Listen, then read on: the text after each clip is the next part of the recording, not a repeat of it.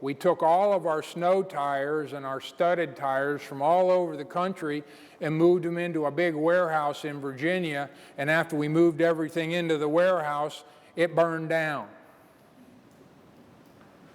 Now, this was particularly interesting information to the audit team because the client had not informed us that the majority of their inventory had been lost in a fire 2 months prior. So, I'm thinking if the FBI is questioning the character of my client, maybe I should question the character of my client. I would like to think we would have found the fraud anyway. But maybe our antennas were just a little bit higher, maybe our pencils were just a little bit more sharp, and we found fraud. In addition to the arson. It was the arson that he went to prison for. Emotion, I don't claim to be an expert on body language and that kind of stuff, but when you've been doing stuff as long as I have, there are just subtle little clues that you pick up here and there. I was down in Houma, Louisiana doing an audit. Houma is a little town about 50 miles outside of New Orleans, and this was just a basic mundane disbursements test. Select some disbursements at random, look at the support, and back in those days we actually had a canceled check to look at. So I'm just going through, flipping them over, and all of a sudden I flip over one check and it has a hand endorsement. Well, the audit guide says you always follow up on a hand endorsement. Now this is a return premium to this client. The client was billed on a binder, which means an estimate. The actual policy came in. It was $6,000 less, so the brokerages just send them back to $6,000. It was all perfectly documented. There is nothing wrong with this transaction. But the audit guide said you always follow up on a hand endorsement. So I dutifully walk across the room and I put the check down in front of the bookkeeper, and I'm going to take anything she says. If she says, oh, that's a small company, the president endorses all the checks. If she says, I don't know, I'm going to be happy. I'm going to walk away from it. I said, Brenda, what can you tell me about this check? And the girl burst into tears. Again, my keen insights told me that something was wrong. It turned out to be the proverbial tip of the iceberg.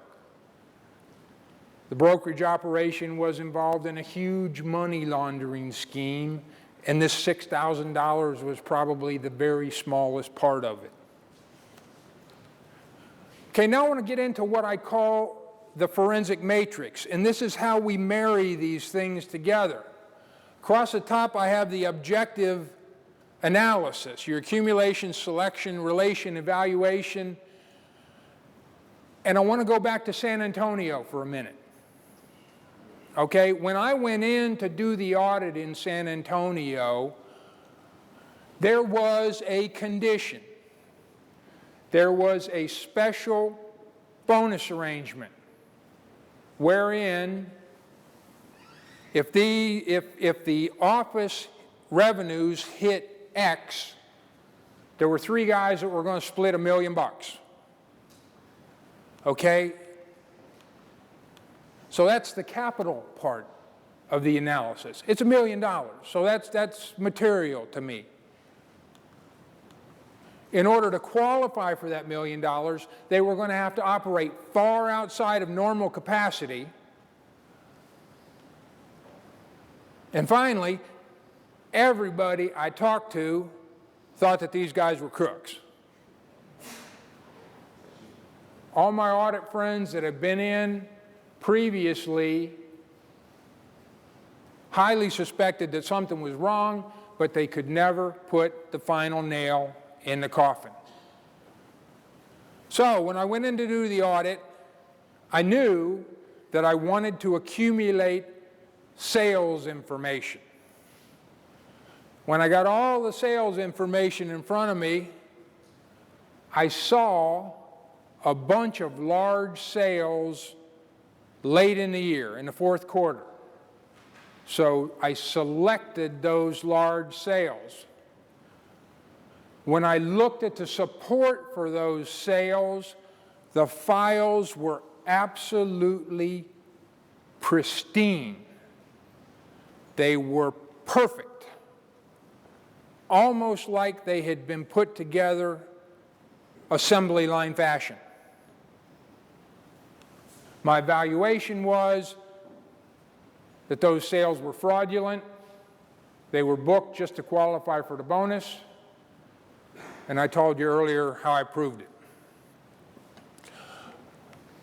Okay, I'm going to talk very quickly about the Mandatory Victim Restitution Act, specifically as it applies to North Carolina. Now, I'm telling you, I'm talking out of school here. Take what I say here with a grain of salt, and then take it to a lawyer that you can trust. The Mandatory Victim Restitution Act is a federal law that is applied on a state basis, and different states apply it differently. In North Carolina, it is allowable to threaten criminal prosecution in exchange for a civil settlement. Legal extortion. I love it. Restitution is mandatory. Monetary damages are not subject to a plea agreement. You get a lot higher leverage at a lower cost because you are getting law enforcement involved. It has been my experience that people with guns and badges can collect information a lot quicker than can lawyers. And the restitution order stands for 20 years.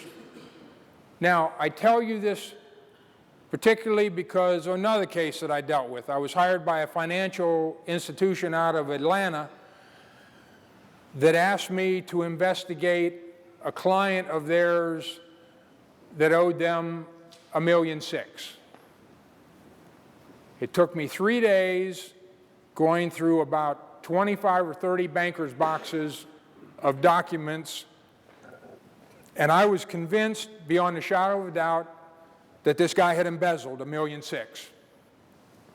I called the company up and I said, a crime has been committed. We have to get law enforcement involved. Well, they had already initiated civil suit against the guy. And they told me, no, our lawyers tell us that we don't want to go criminal because we'd never find somebody to prosecute the case. I said, I've already talked to federal prosecutors. They will take the case as long as I have an agency backing me up. And they said, well, that's the other thing the lawyers told us. They said, you'll never get an agency to pursue this because it'll take too much time. I said, I've already talked to people at the Secret Service. They've assigned me an agent to work this case. They said, we pay our lawyers a lot more than we pay you, so we have to listen to them. I said, that's real easy to fix. Just pay me a lot more. Well, they decided to continue to pursue the civil route.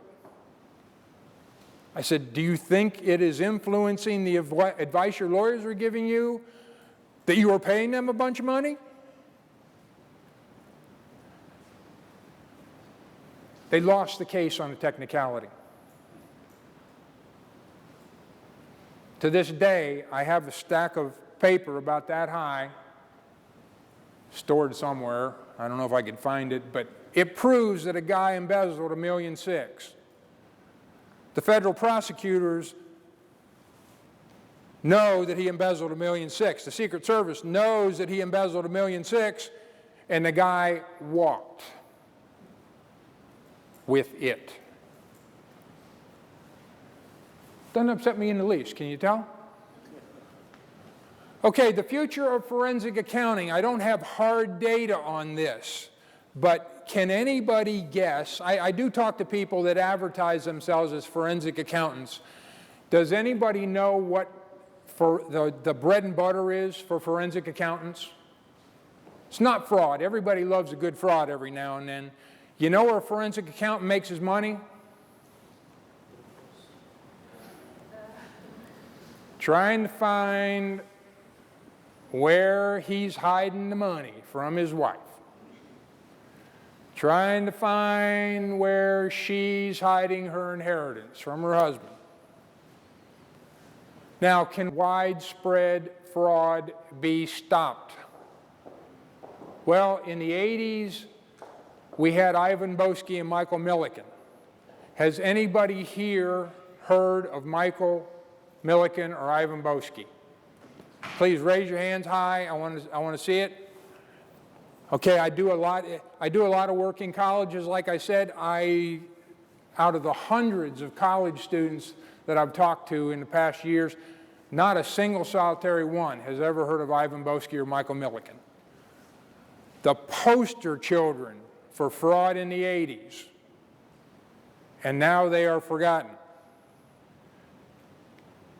In 1990, we had the dot-commers. Of course, that begs the question, if somebody is absolutely begging and pleading with you to take their money, is that fraud? In the 2000s, we had WorldCom and Enron.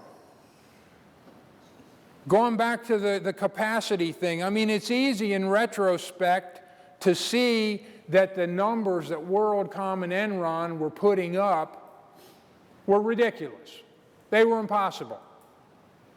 They were far outside the range that those companies could have been operating at. Today's old news. Bernie Madoff with $50 billion. Fraud set to rise as the financial crisis deepens.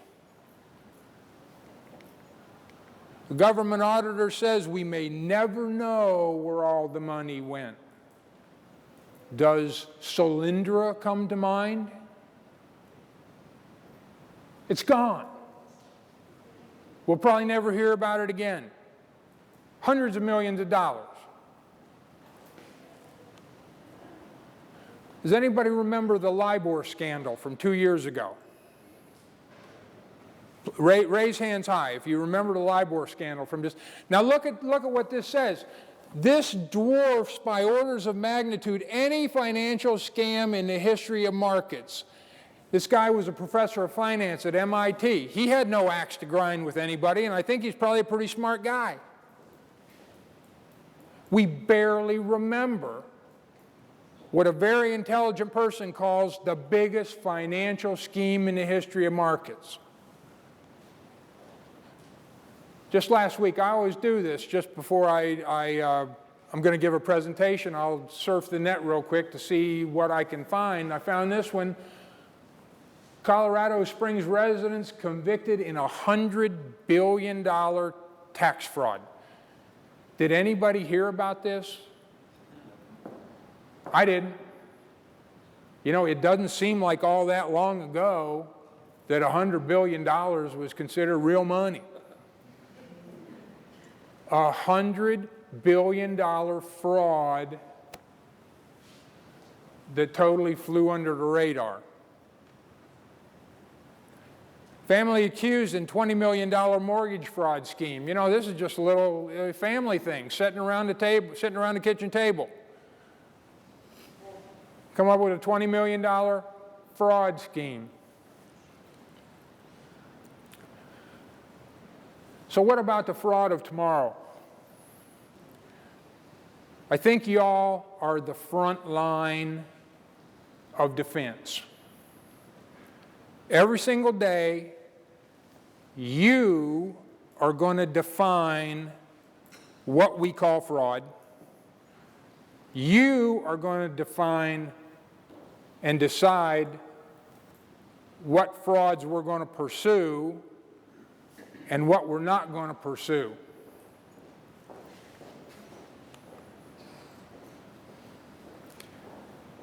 If you take nothing more from the past 2 hours, just remember this. FBI, tears, fires, and suicides. Pay close attention because you might be onto something. Thank you all. Drive safe.